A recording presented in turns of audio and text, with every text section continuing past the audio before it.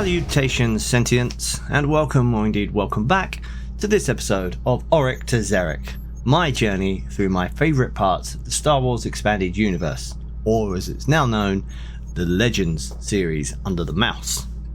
So far in this series, we've looked at important planets, evil institutions, and dashing heroes, but today we're looking at something which didn't shift the power balance of the galaxy, nor change the course of a war.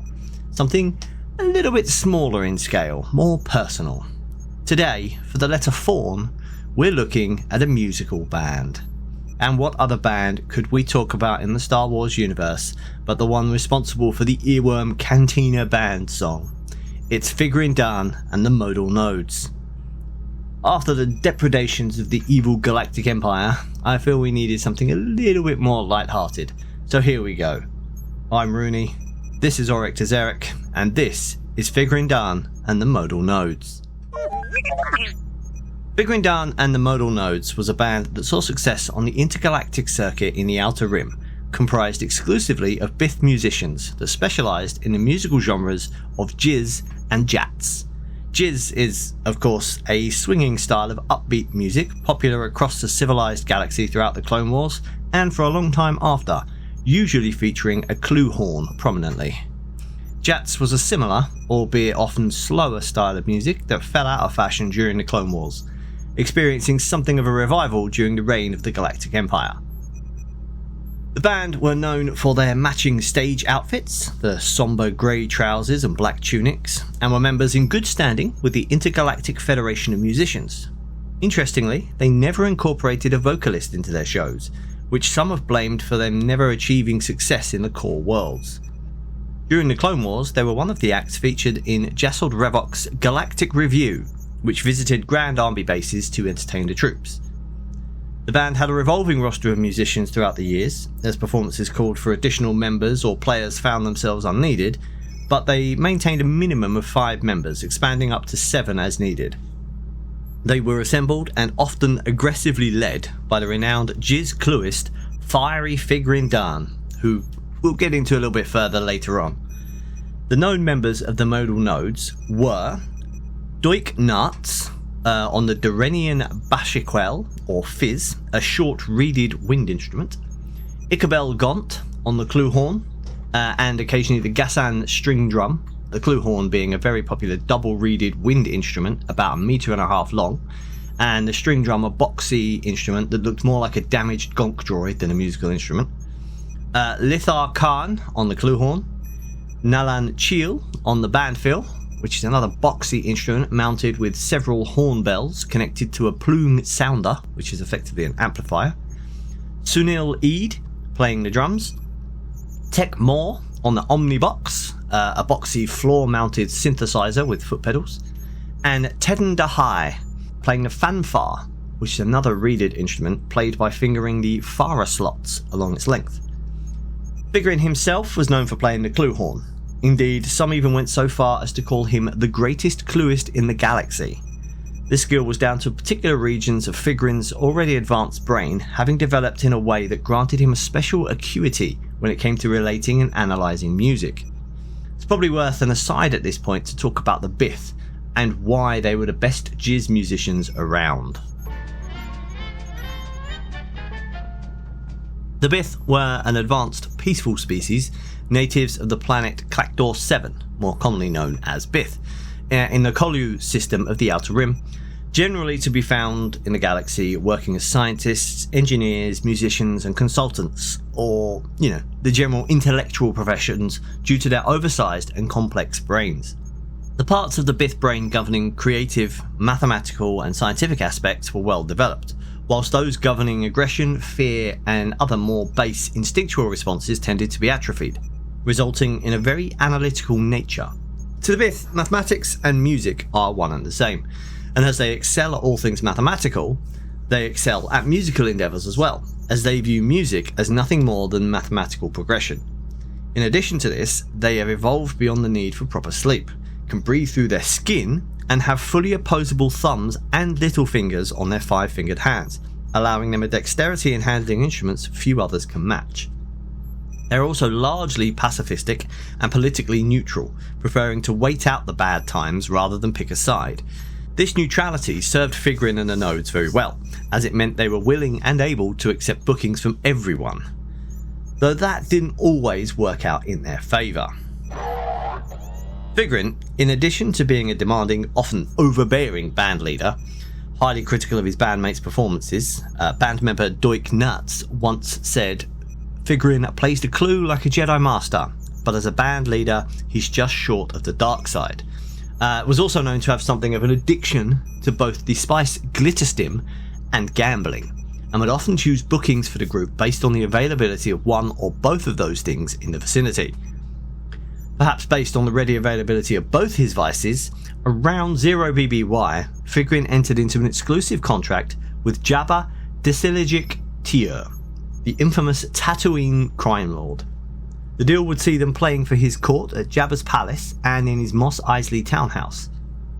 Jabba once announced that they were his favourite band, which was gratifying to hear, but the group were very much aware of what had happened to Jabba's other favourites once his fickle tastes had changed, and they had no desire to end up as Rancor food.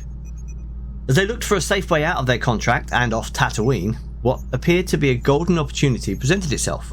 One of Jabba's rivals, a whiffed crime boss named Lady Valerian, had been convinced by a friend of hers, a Deveronian by the name of Labria, that Figrin Dun and the Modal Nodes were the best, and Lady Valerian should absolutely have them at her upcoming wedding celebration. Valerian agreed, though probably more because they were Jabba's band rather than any real appreciation for their music. She contacted the band, offering them a generous 3,000 credits to play at her wedding reception in the Star Chamber Cafe, inside the grounded starship Lucky Despot Hotel and Casino, and Valerian's base of operations. The band leapt at the chance, seeing this as their ticket off Tatooine and away from the tender mercies of Jabba. So desperate were they that they even ignored the fact that they usually refused to play weddings, feeling that playing weddings cheapened them as a band. Of course, unbeknownst to them, Jabba was already very aware that his favourite musicians were violating their exclusive contract, and to top it off, they were playing for his rival. But how did Jabba find out? Labria, the very sentient who had recommended the band, ran straight to the hut to tell him what was happening, and Jabba was not happy, to say the least.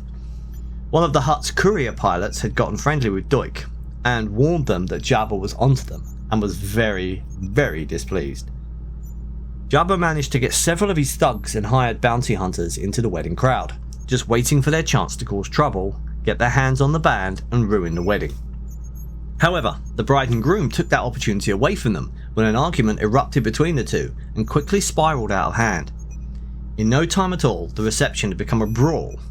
As if that weren't bad enough, in a break between songs earlier in the evening, Figrin had taken the band's retainer and headed to the sabacc tables, losing a large portion of it in the rigged games.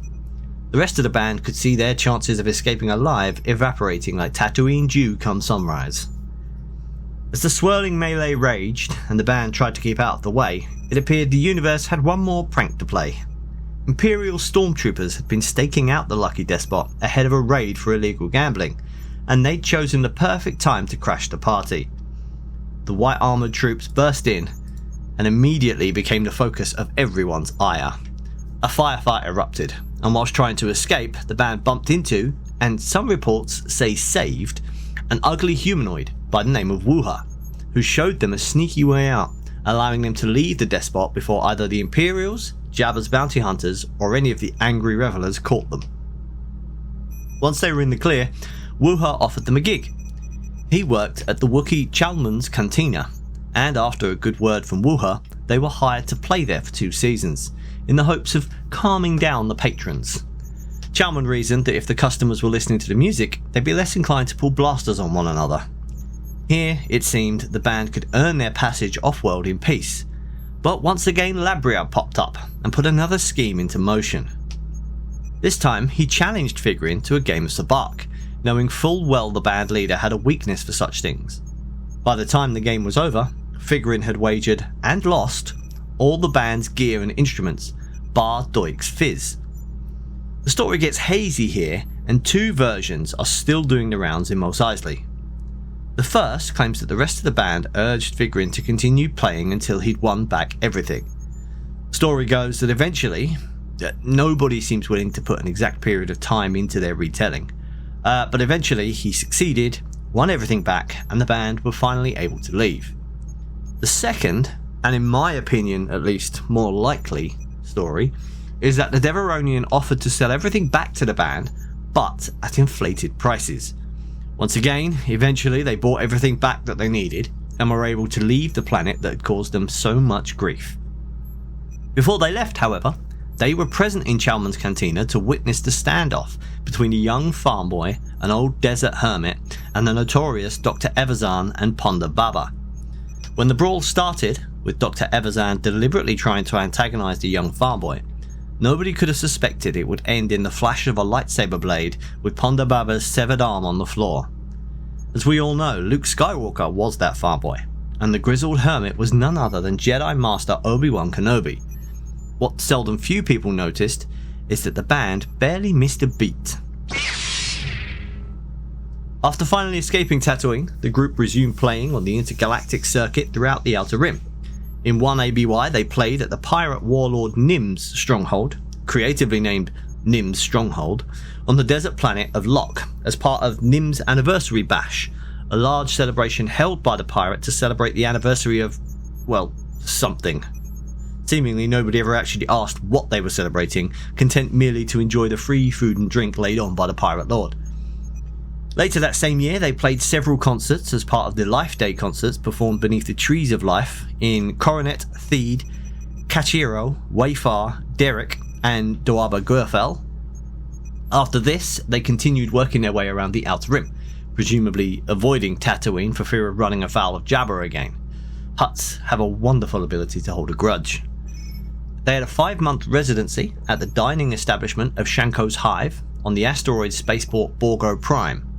It was cut short due to a bad gambling debt, which forced the band to flee the station by stowing aboard a departing ship. They then played for a stint in the floating casinos of Mon Cala.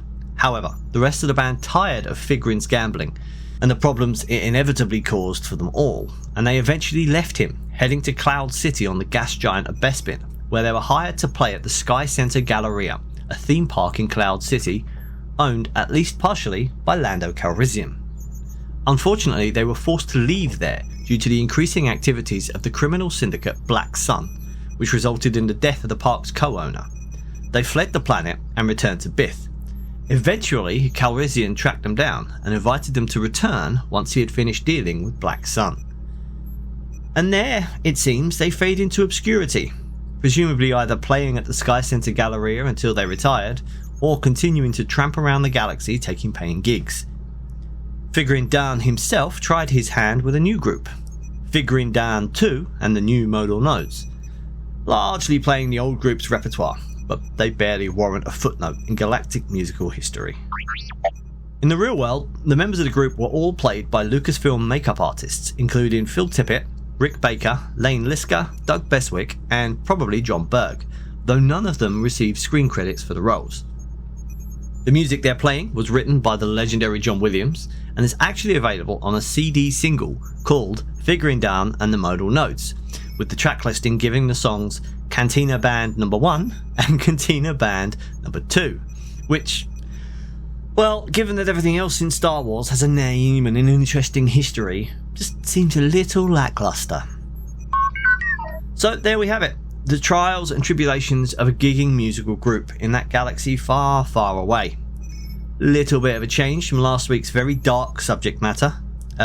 Star Wars has a lot of lighter hearted content, and I'd like to cover that where I can, because it's fun to talk about something a bit silly sometimes. It's also a shorter episode. I have noted that the episodes have been growing longer. The episodes are going to change in length depending on how much information there is on the particular subject. If I come across any more information on Figrin D'an and the Modal Nodes, I will absolutely keep you guys up to date and perhaps do a second episode on them.